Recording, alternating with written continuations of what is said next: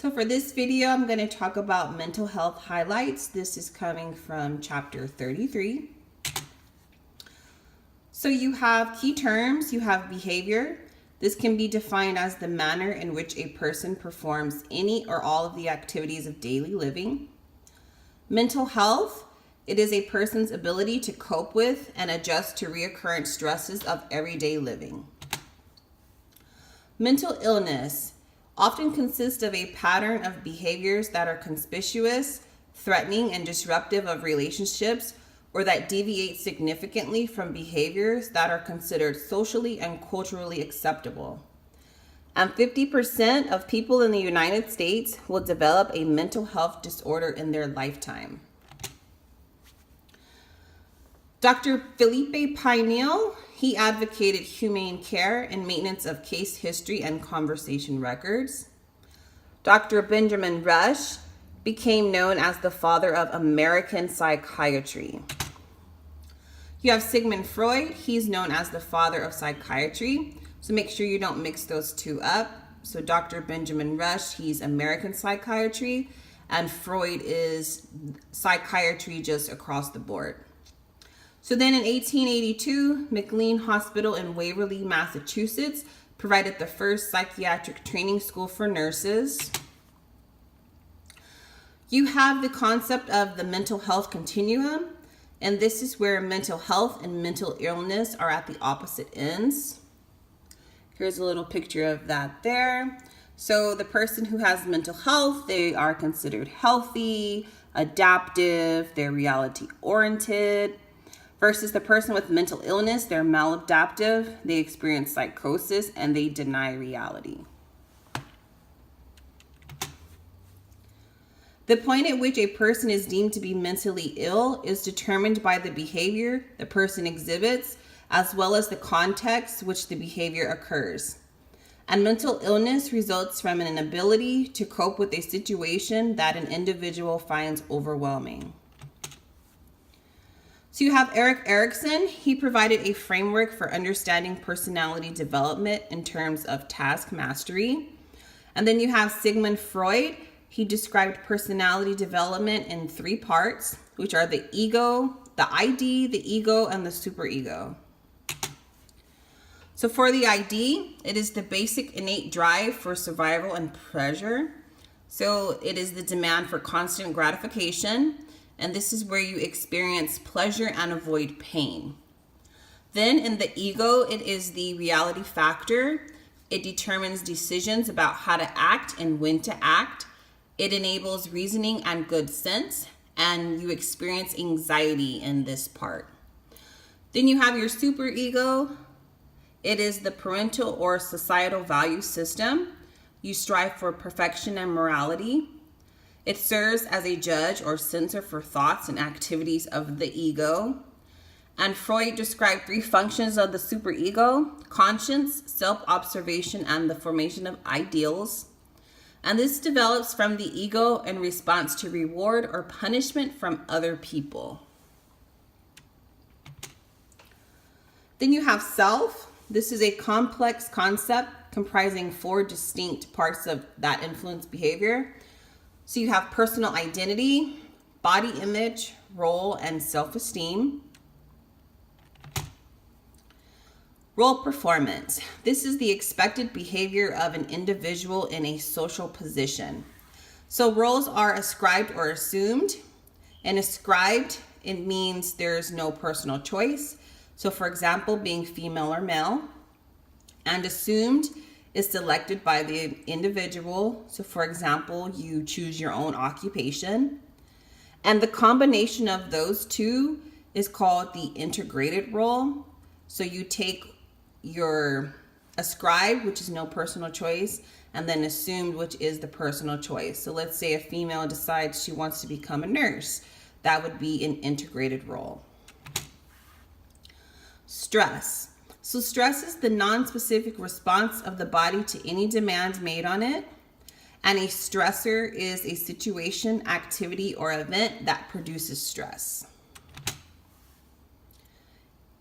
Anxiety. This can be defined as a vague feeling of apprehension that results from a perceived threat to the self, although the source is often unknown.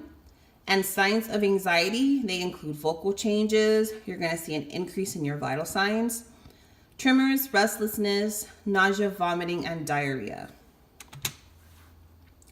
You have motivation. This is the gathering of personal resources or inner drive to complete a task or reach a goal. Frustration. This is the emotional response to anything that interferes with goal-directed activity. Adaptation and coping. So this refers to the ability to adjust to changing life situations by using various strategies. An individual who develops ways to deal with stress and resolve it has achieved adaptation. So how illness affects mental health.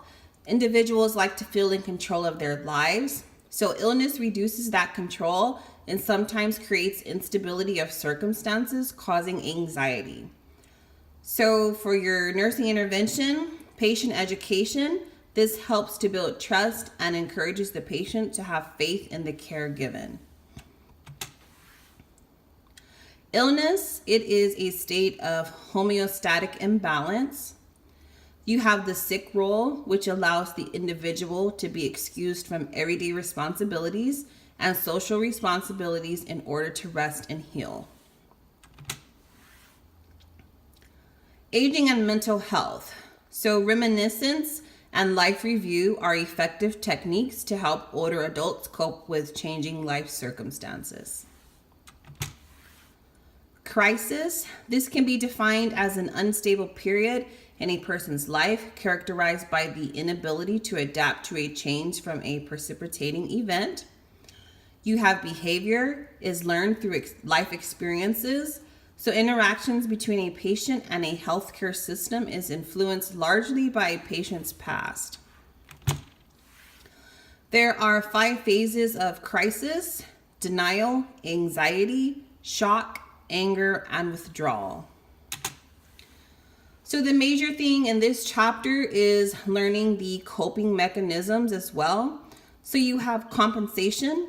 This is making up for a weakness in one area by gaining strength in another. Conversion. This is turning emotional conflicts into a physical symptom. So for example, the person who witnesses a murder, they suddenly go blind. You have denial. This is disregard for reality.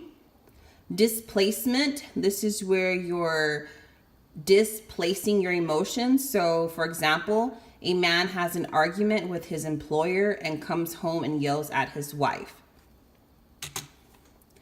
Dissociation. A rape victim laughs and jokes when retelling what happened. So you're disassociating what happened with reality. Identification. A teenager who dresses like a favorite rock star. Introjection. A child follows her parents' instructions when the parents are not present. So for example, they look both ways when crossing the street. You have projection. This is blaming personal shortcomings on someone else.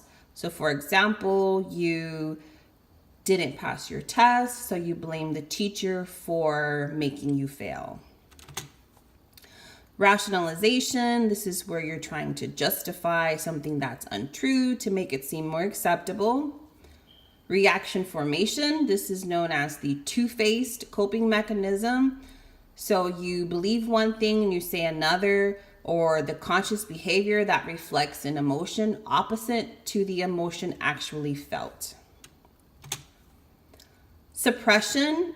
This is a student fails to keep an appointment for academic counseling. So this is like a conscious decision versus repression, which is something painful you put out of sight so you don't have to deal with it. It's unconscious. So just the difference between those two. Sublimation. This is the discharge of sexual or aggressive energy and impulses in a socially acceptable way. So for example, something happens and instead of taking it out on that person, maybe you start a sport. Or for example, we had like a mother who their child was killed in a drunk driving thing, so she signs up to be a part of Mothers Against Drunk Driving. Then you have regression. This is an 8-year-old reverts to bedwetting and thumb sucking when hospitalized. So you regress, you do things that you did many years ago or as a child. And that's it. So that ends chapter 33. Go ahead and click on the next video, chapter 34, for mental health highlights.